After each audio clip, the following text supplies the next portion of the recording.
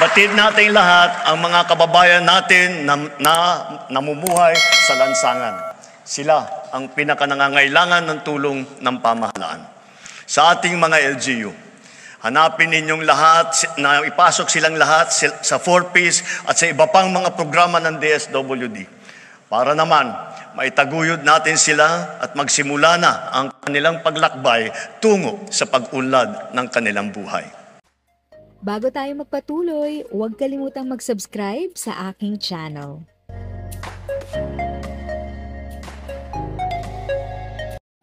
Thank you sa pag-click ng aking video. Good day po sa lahat ng mga nanonood. Sa mga bagong viewers at napadaan lang, by the way, I'm Tita Eda.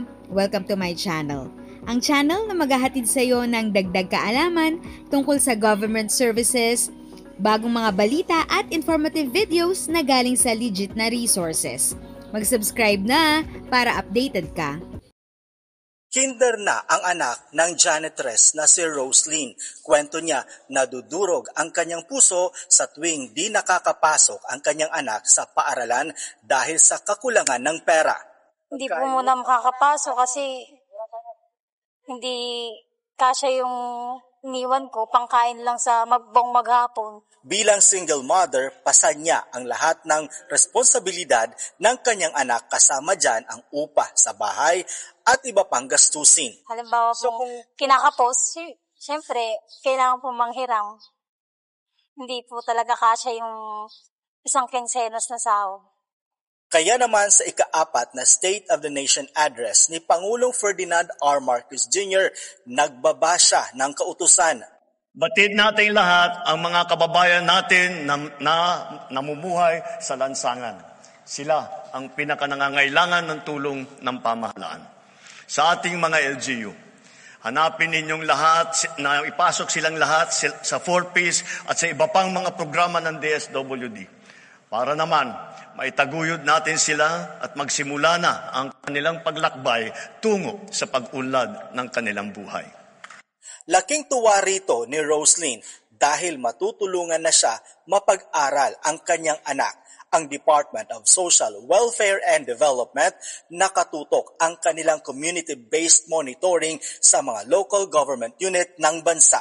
Natutuwa po tayo because he's really sincere in ensuring that social protection adheres to one of its principles, which is inclusivity, na dapat po lahat ng mga mahihirap nating kababayan ay mapabilang at maka-access sa mga iba't ibang programa ng ating pong pamahalaan.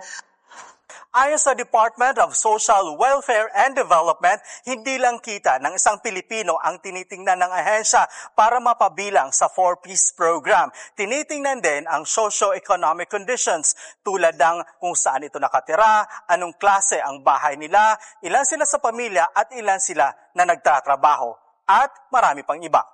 Ayon sa tagapagsalita ng DSWD, dapat nasa listahan ng mahihirap na pamilya ang isang Pantawid Pamilyang Pilipino Program beneficiaries kung saan ang mga kawani mismo ng ahensya ang nagpupunta sa mga lugar na mataas ang poverty incident.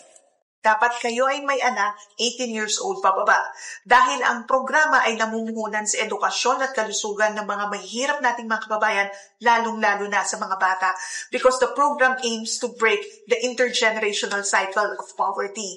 Dapat kayo po ay willing na mag-comply doon sa specific conditions ng programa.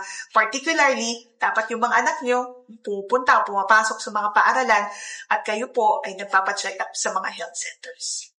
Sa talumpati ng Pangulo, sinabi rito na aamyendahan ang batas hinggil sa 4Ps program.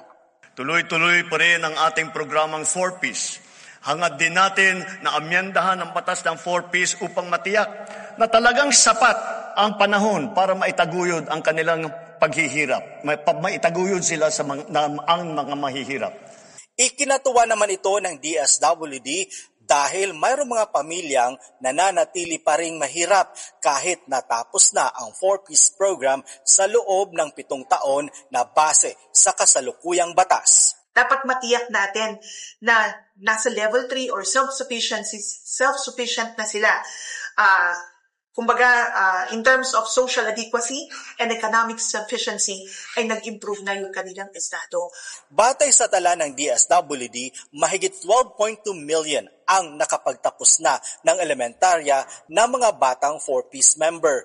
Mahigit 4.5 million naman sa high school, mahigit 39,000 naman ang mga board passers at 73 ang mga nag-top sa board exam.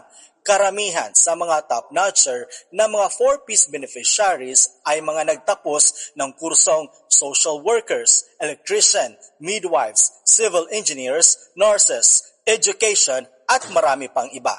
Noel Talakay para sa Pambansang TV sa Bagong Pilipinas. If sa tingin mo, natulungan ka ng video ko na ito, nakasave ka sa oras mo, you can click yung thanks button at any amount ay malaking help sa pag-grow ng channel ko. Yun lang po muna ang aking update. Sana ay nakatulong na dagdag kaalaman ang aking shinare today. Ang goal ng aking channel ay mag-create ng awareness. Kung ganitong mga topic ang gusto mo, panoorin mo ang mga videos ko na ito.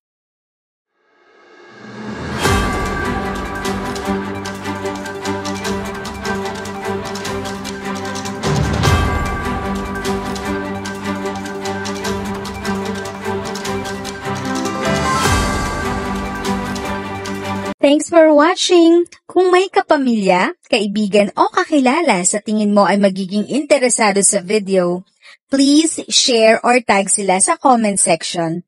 At syempre, if nagustuhan mo ang video, i-like mo na ito at subscribe ka na din. As always, feel free to write your questions, comments, and opinions respectfully. And continue to be a blessing and stay safe!